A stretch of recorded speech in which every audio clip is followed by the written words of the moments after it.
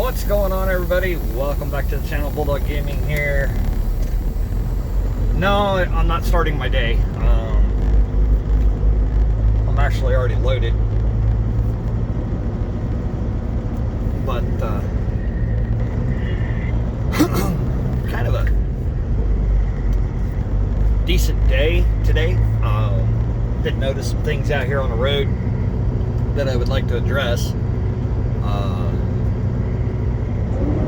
And I'm going to use what I'm about to say harshly, but in a good way.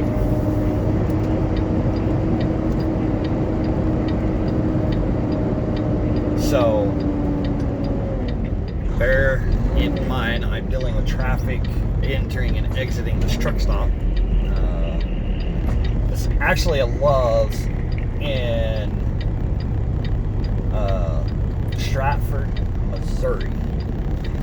I was stopped at. I was taking a 30-minute break so I can make it on down to delivery tonight. And then I get the bobtail out of here, or out of there. To the right at 850 feet. Come back up to my favorite truck stop. So, either way, since I know where I'm going, I'm probably going to stop at the truck stop first.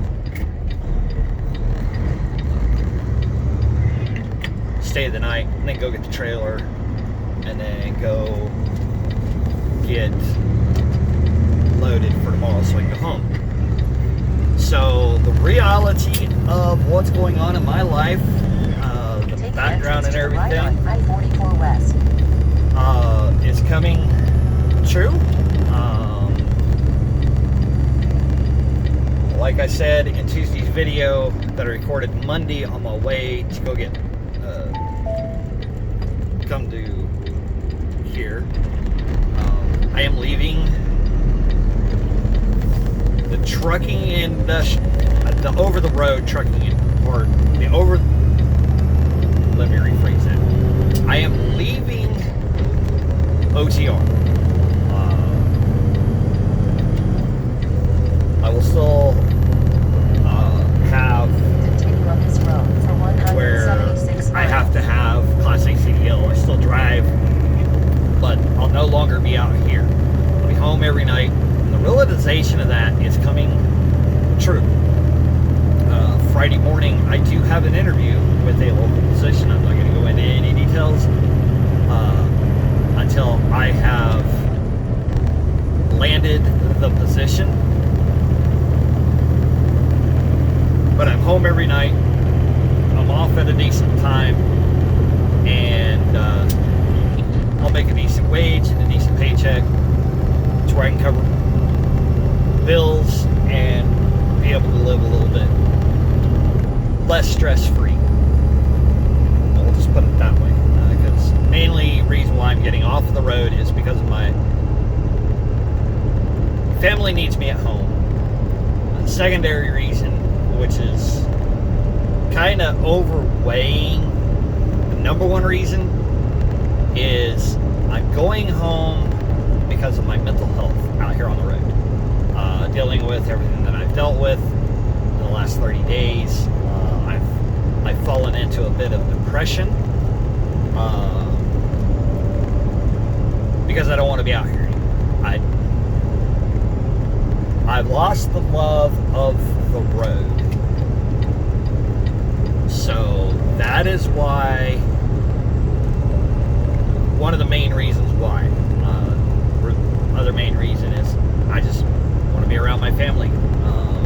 They're my go-to when I'm feeling down and feeling weak, or whatever you want to call it. I don't know, it's not weak, it's just feeling down and just feeling I can talk to Witch, and I can talk to the kids and say, hey, this is how I'm feeling about what's going on out here on the road, and it weighs on a person. And that's why you got to be mentally ready for this kind of job. I was mentally ready when I first started, but anymore, I'm not enjoying it anymore. There's so much overregulation in this industry, especially this year, there is so much that's going on that has caused a big wave in wanting to be on the road, and I just don't want to be here anymore. It's not fun to me anymore like it was. Yes, it was a job, it was a career, it's a lifestyle to be a truck driver, and I found it fun and enjoyable seeing new sights, going different places, meeting new people.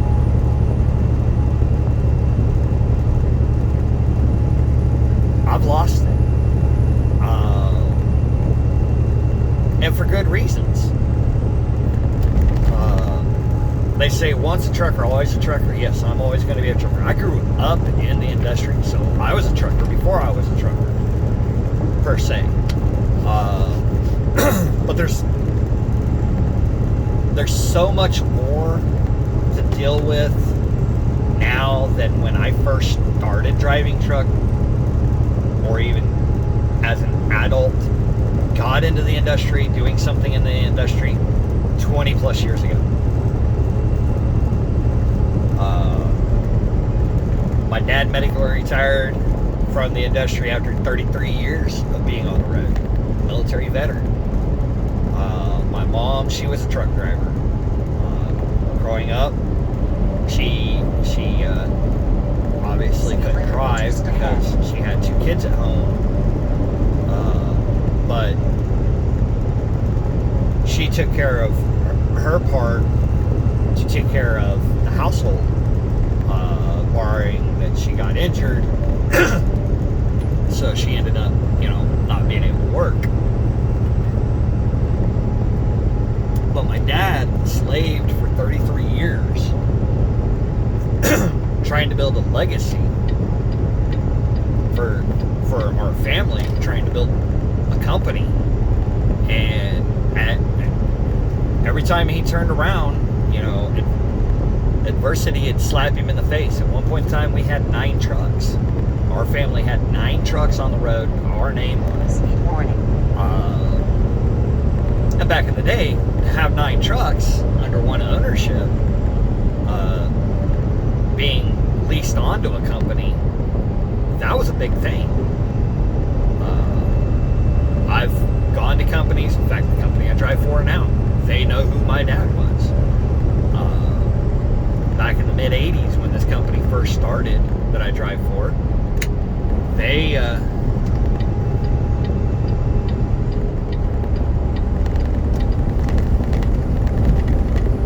got their start with him. They got their start, his brokerage firm, his authority. Some things you won't, in the history of every company, there's somebody that was not an owner, co-owner, or anything, that actually helped get their start.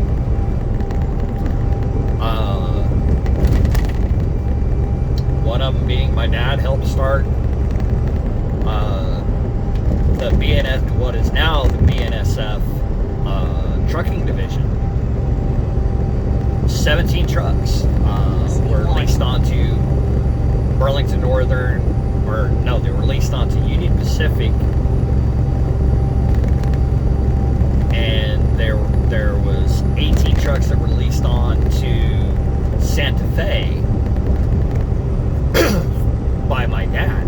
Speed warning. And drivers drove the trucks. They were told where to go by those 2 companies' dispatchers. My dad didn't have any hand in that. In fact, he was one of the grunts that was out there doing the work. Speed A warning. little bit of history lesson. Cotton Belt Railroad. This is going ways back. Started in, they ran the Union Pacific line in Kansas, through Kansas, Missouri, Oklahoma, or Kansas, Missouri, Colorado, and then they would, when they were in Missouri, they would angle down towards Arkansas, Tennessee, angle down towards Alabama to where they wound up, or down towards Mississippi, and then the end of the line was Tallahassee, Florida. And then they would, there was a line that came back, same routing. They would go over to Colorado, and they would wind up through the Rockies, up towards Salt Lake City, Utah, final out in Seattle, Washington. If my memory serves me right, that's how the route was. But their home base was Hutchinson, Kansas. Why were they called the Cotton Belt? I don't know. My dad and mom had a lot of history with them. My dad had a pension from them. He was there long enough to retire from them. My mom had a pension from them back in those days, 10 years vested into a company, and you could retire. In fact, it was to your benefit to retire and go on to bigger, better things elsewhere and do other things. My dad stayed in the trucking industry, where he would lease trucks to different companies throughout the United States. He was known there. In fact, his last leased truck, and this is after he had to medically retire from the driving part, his last leased truck just sold to the driver, was just bought by the driver that is driving it, was leased on to a company out of Salinas, California, hauling produce to, I believe, Dallas, Fort Worth area. Me and my brothers didn't know this until I got a phone call yesterday morning. The driver bought the truck, didn't realize that he was driving a leased vehicle that was leased on. He bought the truck, and the money is going to pay, because it's tied up in an escrow, it's going to pay off any debt. And if anything's left over, then me and my brothers, we get to see any profit from that. So I don't know how much he paid for the truck as of yet. I'm waiting on an email from the escrow service that was taking care of the truck, or the lease company that was taking care of the truck. The truck was already paid for. It was just leased on.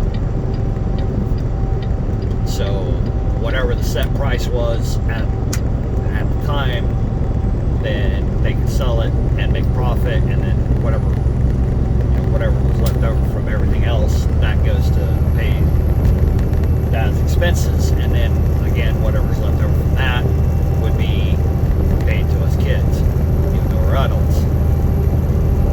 We, frankly, as long as his bills are paid, I don't care. I know my dad didn't have a lot of money. He was never rich growing up. He was rich in love to a point. He was rich in information to a point. He was a strong, hard-working man when he wanted to be. Like most adults, he got to a point where he just didn't care anymore. And after having a massive heart attack and a stroke at the same time, it was pretty much, he was giving up on life anyways 10 years ago after that situation. He was just waiting until the good Lord called him home, and waited until last year to call him home. So, and I do apologize. These are raw videos, so you get the coughs, you get the hacks. I can't mute.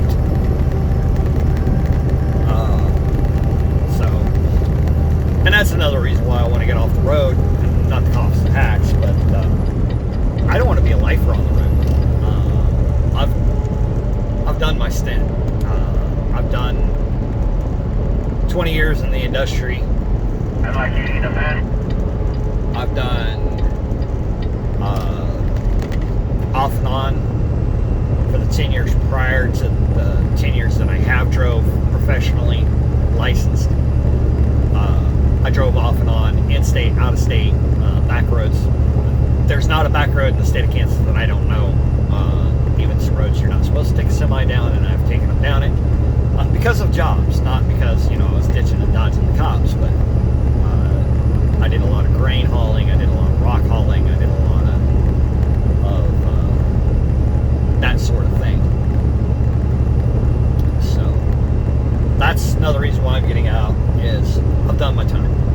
I'm ready to move on to bigger, better things, do something different. Even though the job I'm going to, I've already done, but I'm going back to it because I actually enjoyed it. And again, I'm home every night. I'm off every weekend. And I'm off every major holiday, and I'm off every major holiday. I am off every major weather event. I have to work, but I don't have to get out in it on the interstate and be out here amongst all these other idiots. So a lot of things that are on my mind, and this did result in a fatality accident earlier today, is texting and speed. I don't know the full details. I'm not going to go into it. I just know there was speed was the main factor in the accident. There's no footage of it. There's no pictures of it from my side. It happened here in Missouri. But speed kills. Texting and driving and speeding, the combination kills. And I've got outside information about the accident. I'm not going to go into full detail, but it did involve speed and phone use. They're not saying if he was texting and driving, or if he was on his phone video chatting with it in his hand, or what. I'm not gonna speculate, but phone use and speeding, and he is no longer part of the world. It cost him his life, and it injured a couple others amongst all the situation. I'm gonna step out and get around Tyson here, and it's ironic that I come up on an accident where the details are about what was in my brain from an earlier incident, coming from where I stayed the night last night. I had a vehicle that was speeding and texting, literally nosing the phone. I had to do an emergency lane change before one of the construction zones, and when the person in the car went around me, I happened to look down and see that they had their phone in their hand, and they were just straight looking at where their phone was, which was sitting in the center of their steering wheel, and not paying really that much attention to traffic. Had they not paid attention when I had to make my emergency lane change, I would be involved in an accident, would have been involved in an accident. But luckily, at the split second, evidently they seen movement, they looked up, they slowed down, they let me over. I got over, I got out of the way. I seen what their reasoning, why they were creeping so fast, and then coming into a construction zone. Another combination you don't want is speed, texting on your phone, or just handling your phone, and coming into a construction zone, or going through a construction zone. Keep your hands off your phone. Mine sits in a cradle where I'm hands-free. The microphone, as you have, I did the review of the Blue Tiger Elite. That is my microphone, audio. I always use Bluetooth. Even when I'm at home, I have a set of headphones that I plug into my one ear, usually in my right ear because I'm partially deaf in my left ear, or I'm hard hard of hearing. I'm not partially deaf. I'm hard of hearing in my left ear. So having a earbud in there, I only hear certain tones. And I'm always asking what when I'm on the phone and I have my earbud in my left ear. So I use Bluetooth when I'm in my personal vehicle. I obviously use Bluetooth when I'm in the big truck, and I do all this remotely. I do not mess with my phone. Even opening the app, I can actually say open the app. To physically start the video, I do have to reach over and touch my phone to start the video and to stop the video, but I'm not handling my phone. And as soon as I stop the video, I hit OK, it goes to a save location, I close out my phone, life goes on. That's what you need to do. Not you over there to the left. No, I'm kidding. I'm not actually looking at you. But whether you're in a personal vehicle, if you're riding with somebody, say, hey, look, this isn't a good thing. I've done this. I've gotten on to people about texting and driving. I've gotten on to people about handling their phones and driving, even at slow speeds.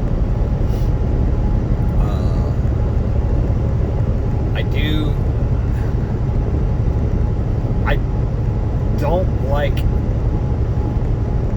people messing with their phones. Yes, they're a good thing to have. Smartphones are a good thing to have, just not when you're behind the wheel.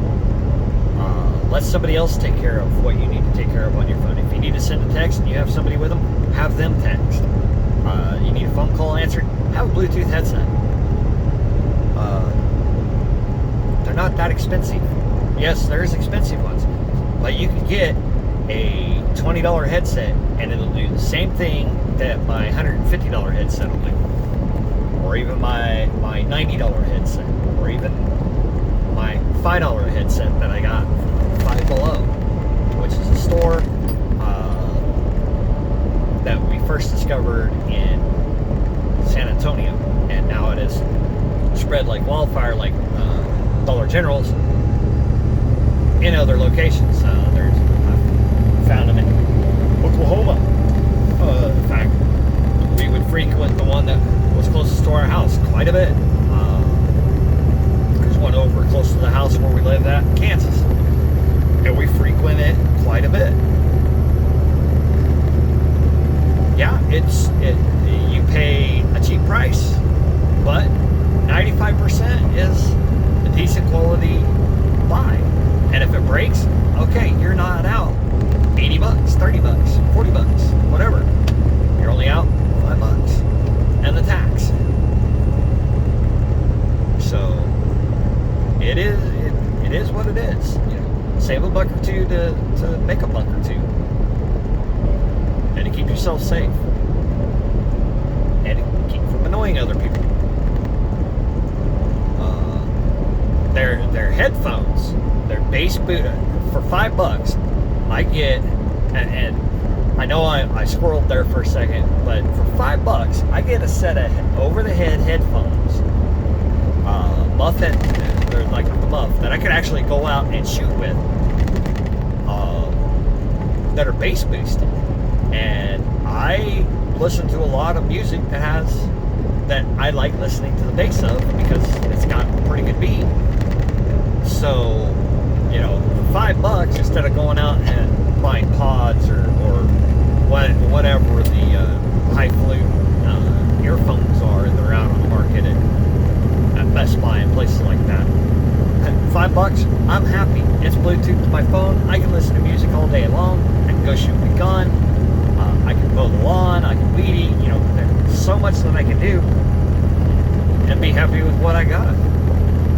Run heavy equipment, and the only reason why I know that I can run heavy equipment with a set of headphones is because I already did it. I was running a heavy front end loader, and I made sure from the supervisor that because of the style that I used, they were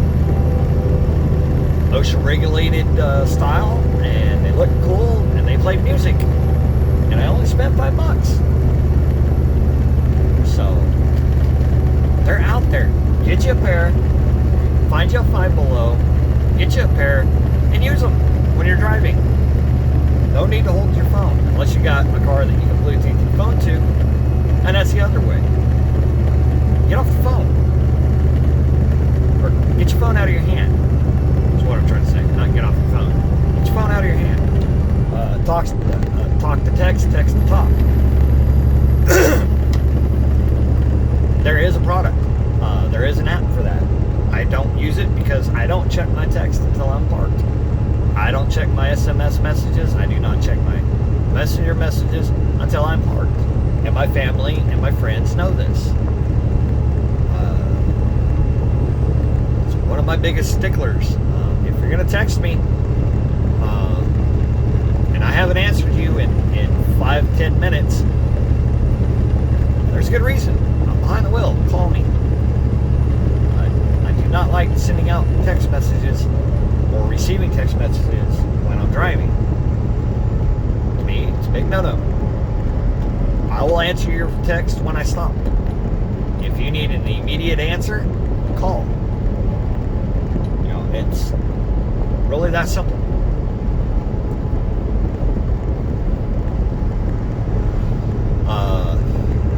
So yeah, squirreled there for a moment, but also kind of, you know, a safety factor. So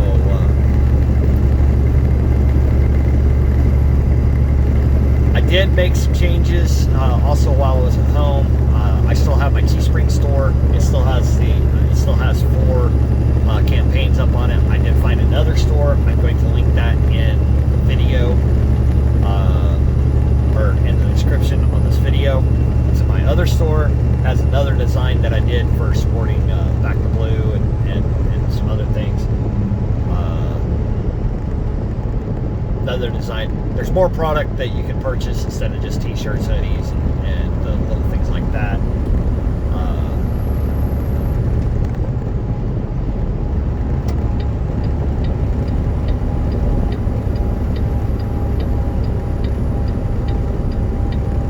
Yeah, I'm backing off of him.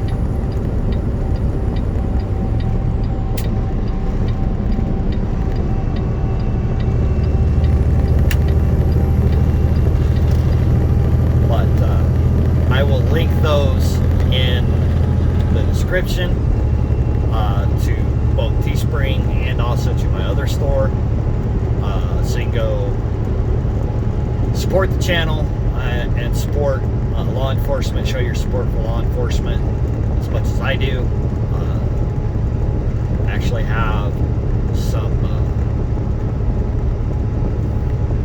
have a law enforcement shirt. I see you, I got your 6 shirt, which has got a hoodie. She was actually wearing it the other night, and I forgot to snap a picture from my Teespring side, my Teespring store. But I have a t-shirt that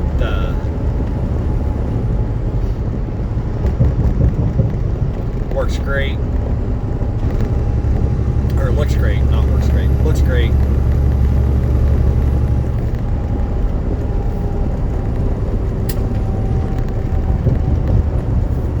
So I'm gonna snap some pictures when I'm home of that shirt from Teespring. I have the same logo that's on the front of that shirt on the front of another shirt, or over at the other store. I don't have any back patterns on anything or secondary patterns on anything over in the second store because I'm still learning that store. And the reason why I have 2 different stores is because I'm going to gravitate away from Teespring at the end of the 6 months, or at the end of 6 months. I'm gravitating away from Teespring. They charge way too much for shipping and handling. The new store actually charges a set price, and then after a certain dollar amount, you actually get. I'm trying to get it to where it is free shipping and handling after a set amount of purchase. So while we're in the slowdown, I want to welcome all new subscribers. If you are new to the channel, this is the first video you've seen, you like what you see, you like what you hear, hit the subscribe button, the bell notification, that way you know when I'm getting videos put out. Also, in the comments, leave a comment, tell me how your day's going, your week's going, your month's going, your year's going. And everybody remember it, when the ball drops on 2021, we're going to yell Jumanji instead of Happy New Year. That way next year doesn't happen like this year. And my only political statement is go out and vote in November.